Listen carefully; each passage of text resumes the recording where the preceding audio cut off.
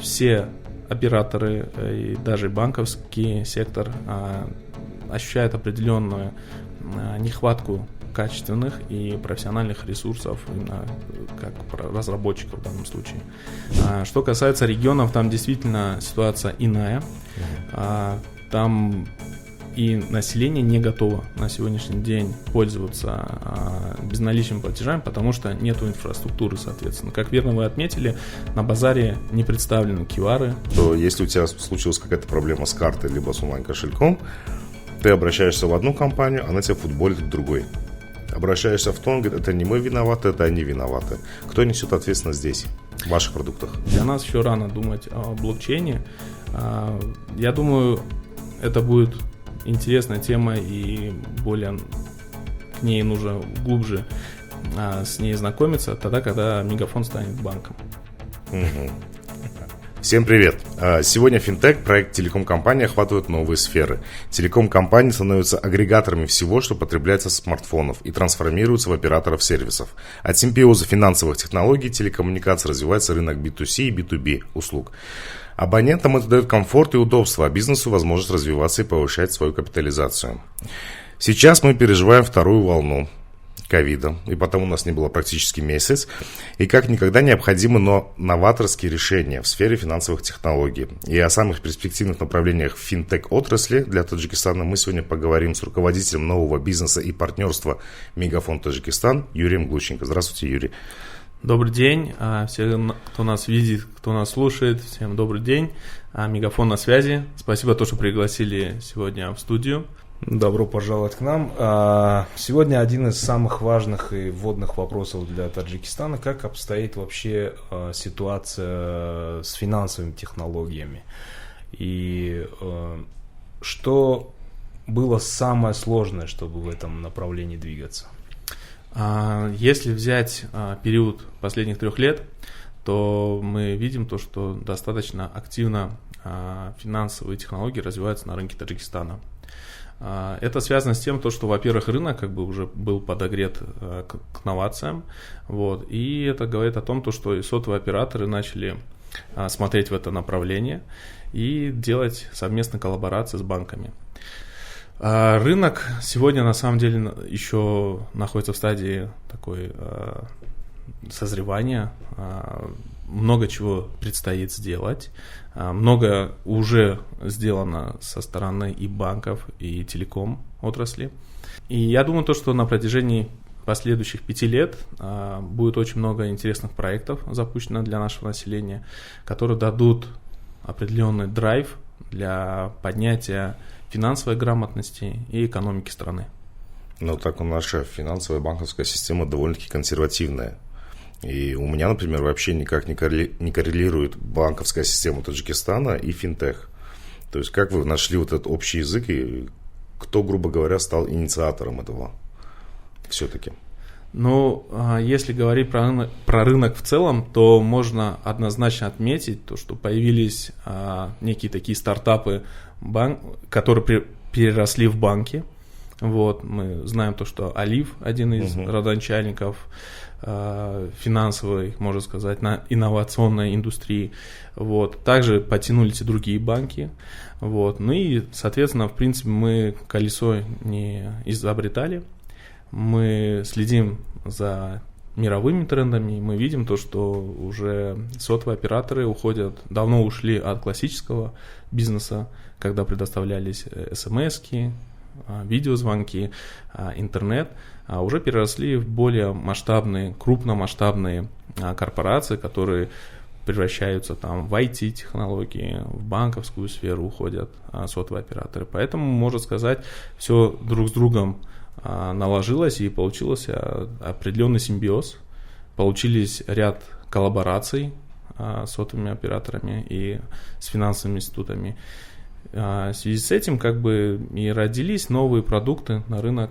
Появилось очень много кошельков, появилось очень много банковских карт, появилось разных других продуктов, которые не были доступны на протяжении 2-3 лет. А эти коллаборации сотовых операторов с финансовыми институтами, это вынужденная мера, потому что теряешь на смс-ках, на звонках, все переходят в интернет, или это все равно должно было случиться? Это по-любому произошло, рано или поздно, но лучше это произойдет сейчас, а кто первый зайдет в этот бизнес, тот, в принципе, и заберет определенную долю. А во сколько сейчас можно оценить примерно в среднем по больнице таджикский рынок финансовых технологий?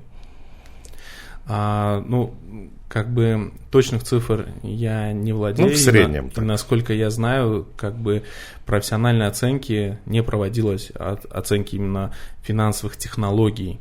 Вот. Если мы говорим про обороты, то на сегодняшний день по отчетности, если я все правильно помню, порядка 20% безналичных платежей приходится на общую массу денежного оборота в стране. Вы как лидер этой области финансовых технологий, с какими основными трудностями встречаются новаторы в этом направлении? Действительно, бывают сложности. Основной момент, который хочется отметить, это нехватка человека-ресурсов и профессиональных кадров. В данном случае мы говорим про разработчиков.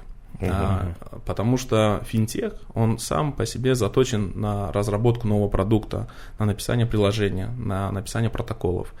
Вот. В связи с этим абсолютно могу точно сказать и с уверенностью, что все операторы и даже банковский сектор ощущают определенную нехватку качественных и профессиональных ресурсов, именно как разработчиков в данном случае. Вот. Это основной, наверное, момент. Что касается идей на самом деле очень много. Вот. Бывают еще моменты, когда мы сталкиваемся с тем, что не всегда есть регулятивная поддержкой, потому что финтех, он создается каждый день, что-то новое придумывается. И мы наблюдаем то, что порой законы не успевают за инновациями, когда создаются новые проекты, даже какие-то пилотные версии. И в этом случае, требуется непосредственно тесная работа с регулятором. В данном случае это Национальный банк. В принципе, на своем примере могу сказать так, что мы тесно достаточно сотрудничаем с регулятором через наших стратегических партнеров. В данном случае мы работаем с несколькими партнерами, именно финансовыми институтами, просто на разную тематику. Вот. И, в принципе, в этом направлении мы не испытываем никаких сложностей, только если говорить про временные какие-то рамки. Потому что согласование занимает достаточно, это не быстрый процесс, потому что это новая технология, ее нужно объяснить, ее нужно показать, пощупать. В связи с этим, бывают определенные, временные такие затруднения. А сами вы где черпаете кадры? Вы их сами производите? На самом деле мы стараемся максимально обучаться, смотрим, опять же, на мировые рынки, откуда они берут информацию, смотрим, чем они вообще занимаются. Также посещаем активно различные вебинары, мастер-классы, очень полезно. Активно сотрудничаем с нашим главным офисом в России.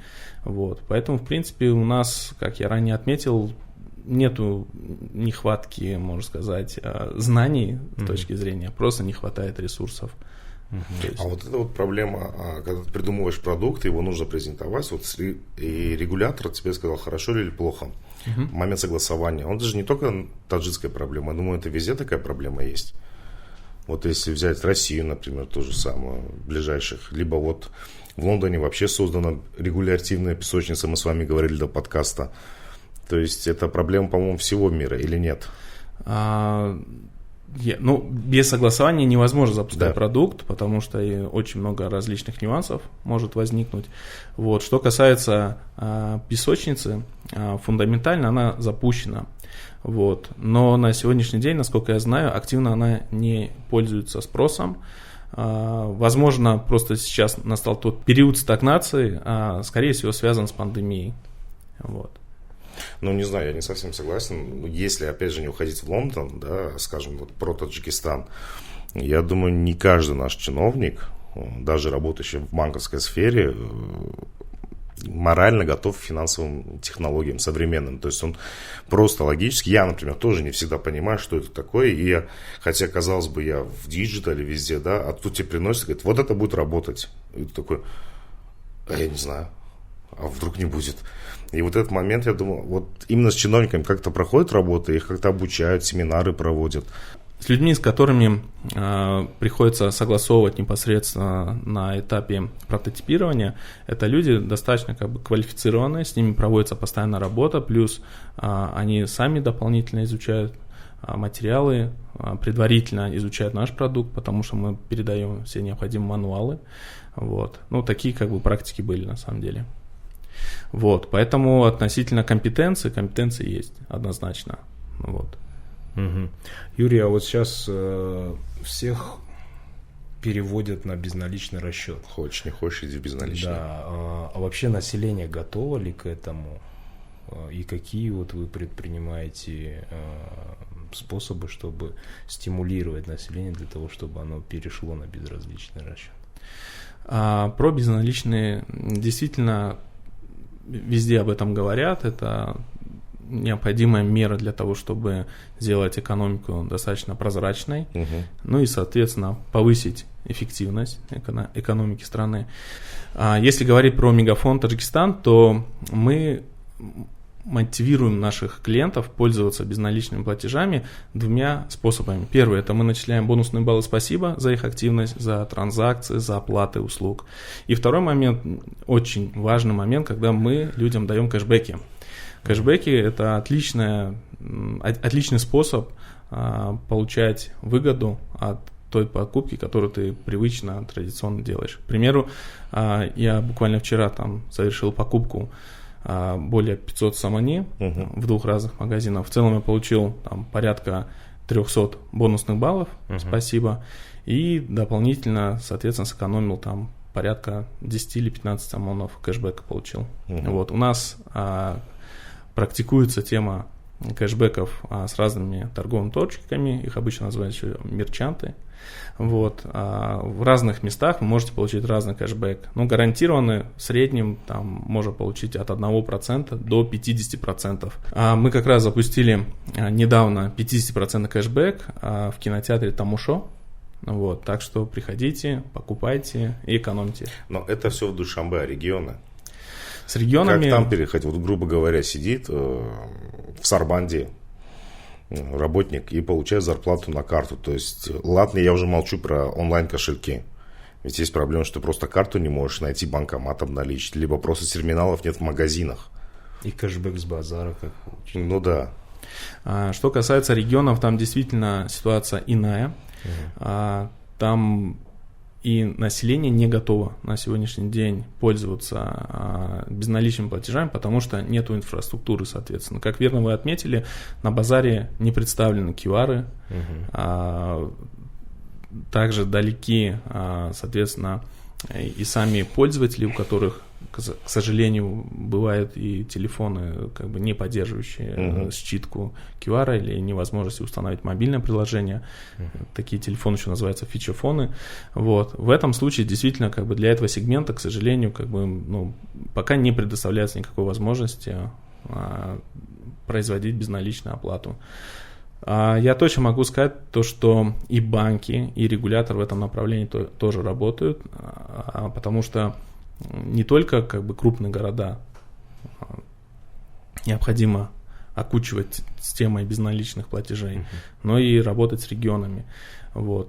Поэтому я думаю, то, что в ближайшие там, 3-4 года вот именно непосредственно эта новаторская вещь, она рано или поздно дойдет до регионов, и все больше и больше народу будет пользоваться этими технологиями. А вот, Юрий, смотрите, вот буквально недавно Нацбанк отозвал 2 лицензии у 2 банков, да, то есть мы все об этом слышали, крупные были банки, но закрылись. И среди населения было много пострадавших, если так можно сказать, и именно вот это недоверие к банкам, оно бьет по доверию вообще к восприятию, пониманию финтека. Вы сами с этим сталкиваетесь, потому что люди не доверяют банкам в целом в нашей стране?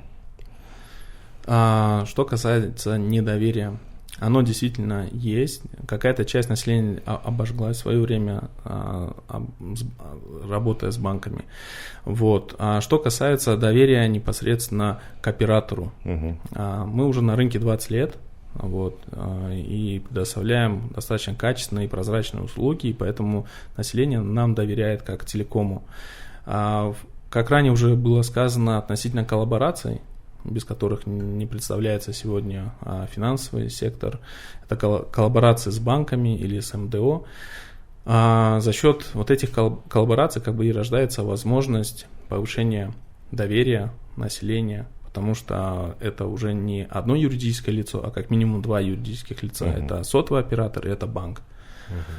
И, соответственно, за счет вот этой синергии получается некое определенное доверие. Мы видим то, что клиенты, активные клиенты, которые неоднократно производили транзакции, которые оплачивают активно, там, можно сказать, каждый день, либо через день, держат средства на своих счетах, держат средства на электронных кошельках, держат средства и на банковских картах. Вот. И зачастую как бы это говорит о том, что клиенты нам доверяют. Ну вот эти коллаборации, которые у вас были с банками, да, там Хумо, Душанбе Сити, Алифом, Юнипей, те ко-бренд-карты, которые вы выпустили, ими в основном пользуются в Душанбе, в Худжанде, а как с другими? То есть где еще можно пользоваться этой картой? На самом деле мы запустили ряд карточных проектов. Каждый карточный проект нацелен на определенный сегмент. Если мы говорим про коллаборацию с Хумо, то, что мы запустили карту Лахза, то эта карта давала возможность брать овердрафт, уходить, можно сказать так, в 9, да, там. Этой картой могли пользоваться любой человек из любого региона. Если мы говорим про карты в коллаборации с Алифом, это карта Салом, то, соответственно, эта карта действует там, где у Алифа есть их партнеры. Соответственно, это город Душанбе, это Худжанд и в Бохтаре представлены. Они заходят на этот рынок, вот, и там представлены некоторые мерчанты. Вот. Что касается карт UnionPay, эта карта была непосредственно заточена под тех людей, которые часто либо путешествуют, в особенности в Китай, либо совершают какие-то онлайн-покупки. Юрий, а для чего так много ко-бренд-карт? Потому что я когда захожу, у меня тоже Мегафон, я захожу на сайт, в свой личный кабинет, и бывает просто Мегафон зайду. Там просто плеяда этих карт. Зачем так много? Не легче одну сделать, какую-то универсальную Мегафон плюс все, она и онлайн, и как бы физическая карта, чем каждому отдельно? На самом деле сделать одну карту, которая будет сочетать в себе несколько функций, достаточно очень сложный процесс и требует достаточно длительного времени, потому что нет универсального банка, который мог бы сразу предоставлять абсолютно все услуги по выгодным и интересным условиям для сотового оператора, в данном случае про нас. Поэтому над этим мы работаем. Чтобы не терять время и не терять рынок, мы запускали сегментно под каждого пользователя, под каждую категорию людей отдельную карту, чтобы здесь и сейчас удовлетворить их потребность. Если бы мы это не сделали своевременно, то, возможно, мы потеряли бы определенную долю пользователей, ну и упустили свое лидерство. А желание самому стать таким банком? На самом деле это сложный процесс, и наша деятельность основная – это телеком. Чтобы трансформироваться полноценно уже в банк, требуется на самом деле достаточно большая работа с точки зрения согласования с советом директоров, с акционерами нового подразделения. Вот. Поэтому однозначно это процесс не одного дня, вот. Но над этим мы думаем. А вот в чем смысл этих ко-бренд карт? То есть какую-то часть, скажем, процент кэшбэка или там, скажем, процент скидки дает Мегафон, и второй участник, это банк, он тоже дает какой-то процент скидки? Есть несколько кейсов, первый кейс, когда сам мерчант заинтересован в продвижении, и он дает от себя определенную скидку или кэшбэк. Вот. Есть кейсы, когда либо банк идет с определенной активностью, есть кейсы, когда мы непосредственно в коллаборации с банком выбираем определенные направления и делаем по ним активности, тем самым либо давать скидку, либо увеличить бонусных баллов, либо увеличивать кэшбэк. Вот, то есть разные на самом деле есть кейсы. Юрий, а как определялись сегменты? Кому какая карта нужна? То есть вы сами находили эту потребность и потом находили партнера, вы как руководитель этого отдела, или же наоборот они на вас выходили? У нас есть исследование, которое показывает, в какой доле, в каком направлении, вплоть до возрастной категории людей, какие необходимо закрыть им потребности. В связи с этим и создавался продукт. Инициатором продукта были мы. Дальше, соответственно, выходили с переговорами с банком или с банками. И, соответственно, дальше создавался тот или иной продукт для конечного пользователя. Я считаю то, что любой продукт, который мы выпустили, он является успешным, потому что это были определенные новаторские подходы. Ранее такого никогда на рынке Таджикистана не было. И я думаю, то, что люди, которые пользовались нашими продуктами, однозначно они довольны и получили определенные блага. Мы получали неоднократно положительные отзывы, нам давалась обратная связь, какие-то вещи мы докручивали, допиливали, делали продукт максимально удобным, максимально прозрачным и интуитивно понятным. А если есть какие-то проблемы? Потому что у ко-бренда это получается два бренда, да? И есть момент, что если у тебя случилась какая-то проблема с картой либо с онлайн-кошельком, ты обращаешься в одну компанию, она тебя футболит к другой. Обращаешься в тон, говорит, это не мы виноваты, это они виноваты. Кто несет ответственность здесь, в ваших продуктах? В данном случае, так как продукт наш совместный, обе стороны несут определенную ответственность. Внутри наше взаимодействие между банком есть определенная кухня и выстроенные автоматизированные процессы, которые максимально быстро должны закрыть обращение клиента. Для нас в первую очередь это репутационные риски, для банка это определенные финансовые риски, и также репутационные риски. Поэтому здесь однозначно можно сказать то, что мы работаем сообща. И не футболим проблему абонента в сторону банка, банк в сторону оператора. Мы стараемся сообща максимально в краткие сроки решить данное обращение. Юрий, сейчас очень развиты схемы мошенничества в интернете. Не опасно ли хранить все в одном смартфоне, грубо говоря, все яйца в одной корзине? Что касается мошенничества, действительно, мошеннические схемы, они есть. Весь мир с этими мошенническими схемами борется. Что касается непосредственно рынка Таджикистана, тут достаточно все максимально прозрачно происходит сейчас. В основном мошенническими схемами сталкиваются люди, которые просто по незнанию, либо по слишком высокому доверию передают свои личные данные. В данном случае мы говорим про пин-коды, про пароли, про какие-то другие коды, которые дают доступ к личному кабинету, либо доступу к кошельку. Тем самым они сталкиваются с мошенническими схемами. Что касается оборудования, то точно могу вас уверить, что и оборудование банка, и оборудование сотового оператора, оно все сертифицировано и подкреплено максимальной безопасностью. Ежегодно проводится аудит оборудования, как на стороне сотового оператора, насколько я знаю, и в банковской секторе проводятся подобные аудиты, проверяются все защищенные протоколы, проводится работа, и там однозначно нету никакой мошеннической составляющей, чтобы это могло повлиять на риск клиента. Понимаю, возможно, вопрос не к вам, но все-таки вы говорите оборудование. А есть ли какие-то блокираторы от фишинговых сайтов? Ясно, что в России, например, Авито, у нас само DJ, там люди сами отдают свои номера телефонов, сами отдают свои карты, то есть есть прямой контакт с мошенником, грубо говоря. А фишинговые сайты, есть какой-то блокиратор? С точки зрения оператора могу сказать то, что над этой темой у нас постоянно в режиме 24/7 работают системы, системы мирового уровня. Это не самописное какое-то ПО, это реально система мирового уровня, которая отслеживают и блокируют такие вещи. Такие фишинговые сайты, да? Да, блокируют. Здорово. Раз уж ушли в будущее фишинговых сайтов и систем блокировки, отслеживания, вы запустили 5G, мы уже все это знаем, все уже запустили 5G, да, в скором времени появится, дай бог, вот мы разговаривали с Рафилевым Аглямовым, что будет, возможно, и 6G, но это же все приводит к тому, что обязательно появится и система технологий блокчейн. То есть вы уже думаете об этом, то, что она будет внедряться? А на самом деле, по текущим трендам для нас еще рано думать о блокчейне. Я думаю, это будет интересная тема, и более к ней нужно глубже с ней знакомиться тогда, когда Мегафон станет банком. Ну там уже без блокчейна никак.